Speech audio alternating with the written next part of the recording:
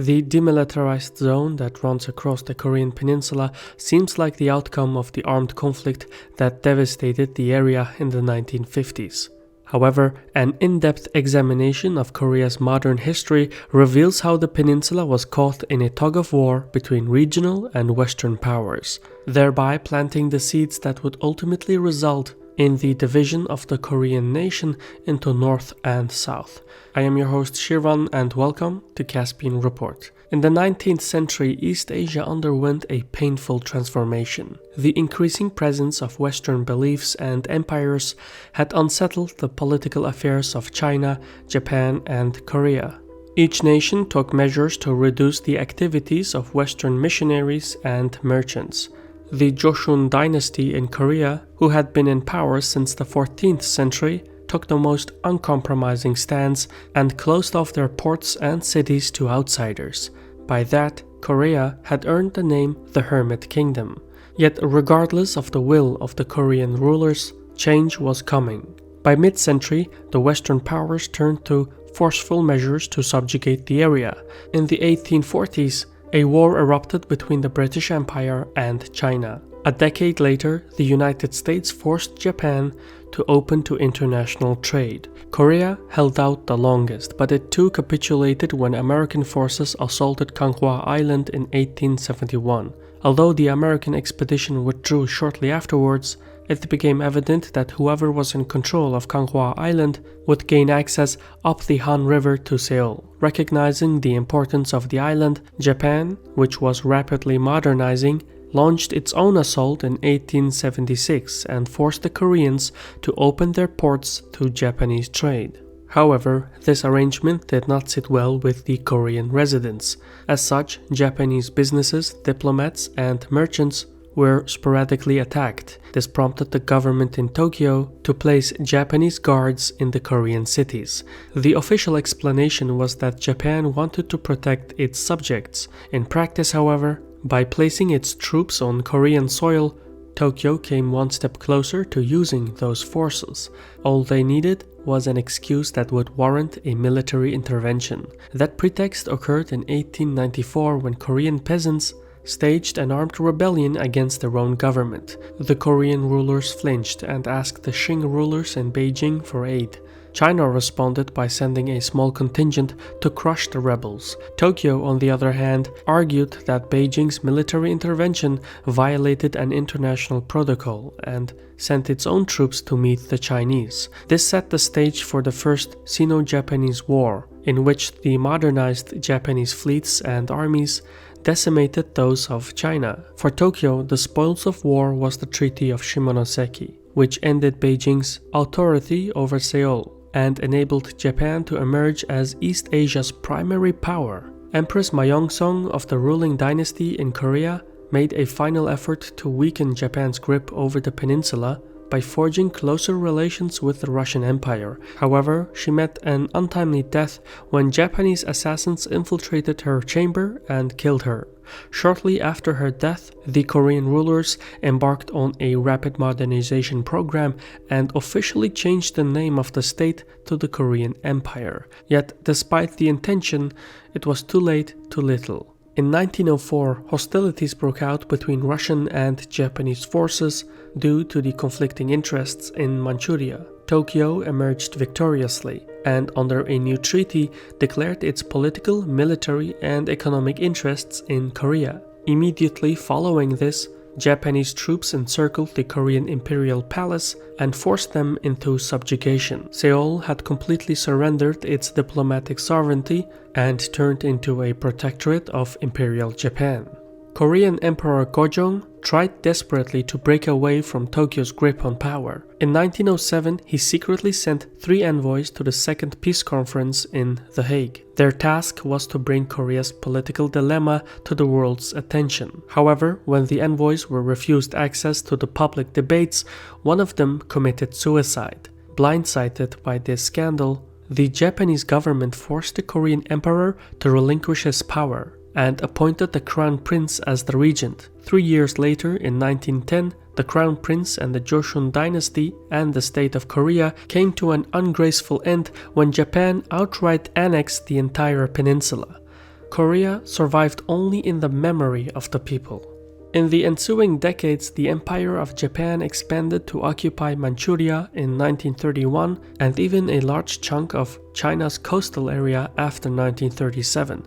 Regardless, Japan's military occupation came to an end with the conclusion of World War II. Tokyo had surrendered on unconditional terms, which meant that it had to relinquish control of all the territories it had acquired by force, including Korea. However, during the conflict, the Soviet Union had invaded the Korean Peninsula up to the Han River when, at that point, Japan surrendered.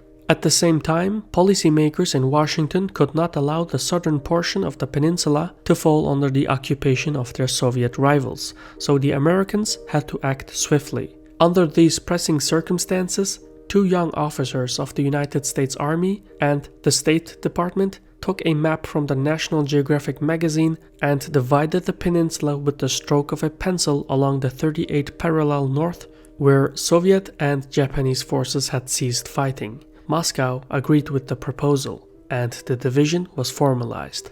Yet this split was never meant to be lasting. Moscow and Washington had initially attempted to settle the matter, but the growing ideological differences between the two superpowers were just too vast. The Americans brought the Korean issue to the UN, who declared that a new Korean government could only be settled through an election. The Soviets used their veto to boycott the resolution. However, in the absence of the Soviet Union, the election was only conducted in the American-occupied portion of Korea. The Kremlin responded in kind and decided to hold its own election in Soviet-occupied Korea.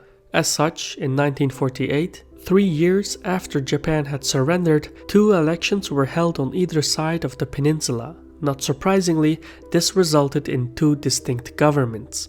In the north, the widely popular guerrilla leader Kim Il-sung emerged victorious and proclaimed the Democratic People's Republic of Korea.